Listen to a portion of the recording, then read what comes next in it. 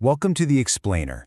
Today, we're diving into Greg McKeown's Effortless, and we're going to tackle a huge question.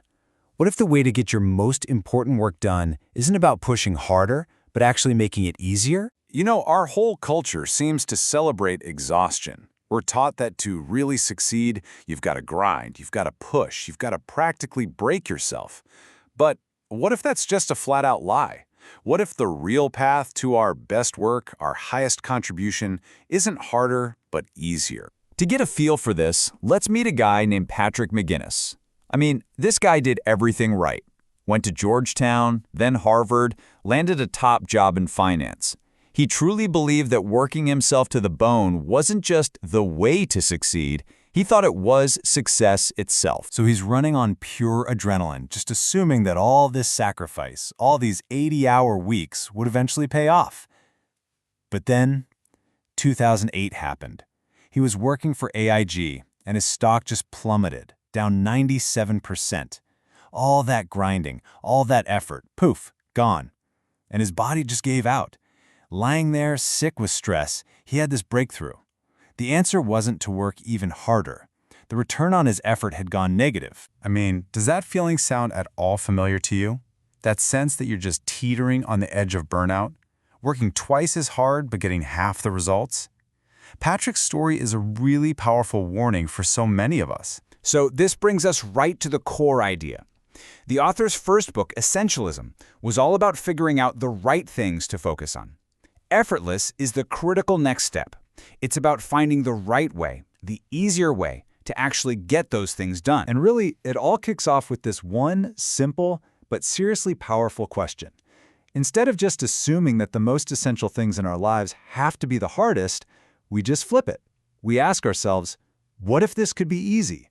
And that question, right there, is the key that unlocks this entire philosophy. Now, the book gives us a super clear three-step path to make this happen. First, you get into the effortless state. Second, you take effortless action. And third, you achieve effortless results. So let's walk through what each of those really mean. But before we can even start, we have to face the main villain of the story. This deep-seated, almost unconscious belief that anything worthwhile has to be difficult. Just think about the words we use every day. We talk about hard-earned money or a hard day's work, and we say it with pride. But what about easy money?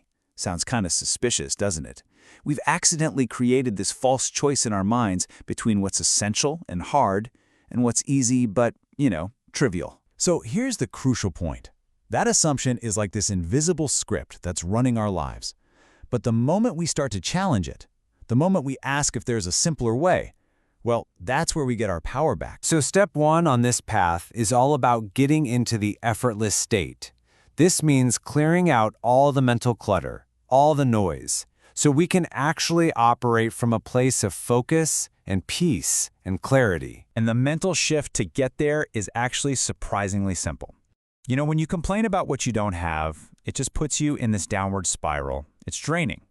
But if you can flip that and focus on what you do have, if you can practice gratitude, it creates this amazing upward spiral, and it opens your mind up to all these new possibilities. And look, this isn't just some feel-good, fluffy idea. It's a real system. Gratitude basically starves all those negative emotions of the oxygen they need to survive. And at the same time, it actively builds up the psychological fuel we need to tackle big challenges way more easily. All right, so once we're in that calm, focused state, it is time for effortless action. And this part is all about simplifying the work itself so we can make real progress without just burning ourselves out. So why do our projects feel so incredibly hard sometimes? Well, a lot of the time it's because we have a really vague, or worse, an ever-changing finish line. You just can't hit a target that keeps moving on you. This danger is just perfectly captured by this incredible story from the 17th century about a warship called the Vasa.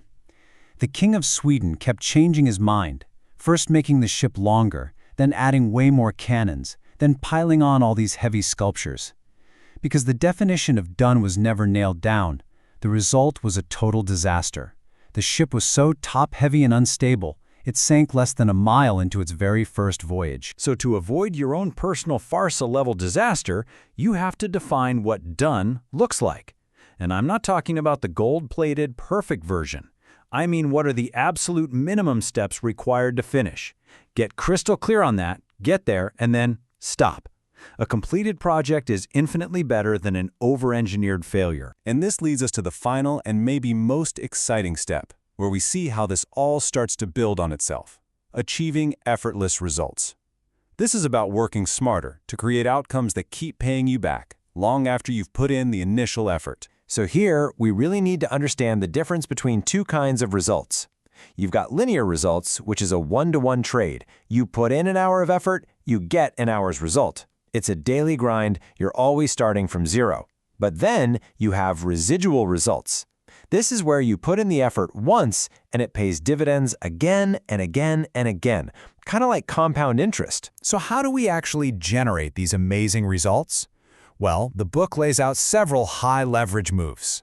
Things like learning timeless principles you can reuse forever, or teaching others what you know, automating tasks with simple checklists, building teams with so much trust that everything just flows, and my favorite, preventing problems before they even start, so you don't have to keep solving them over and over. But you know, when you really get down to it, choosing this effortless path, it's not just about productivity hacks.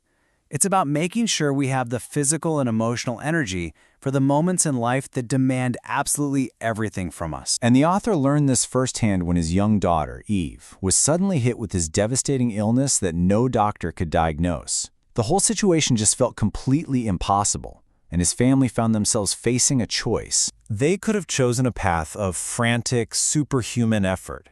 Calling every expert in the world, reading every single study, and just burning themselves to a crisp.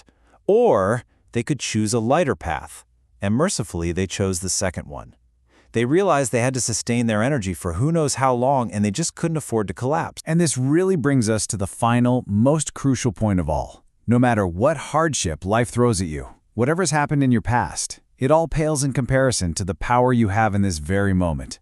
The power to choose what you do now. So, the question for all of us is, will you choose the heavier path or the lighter one?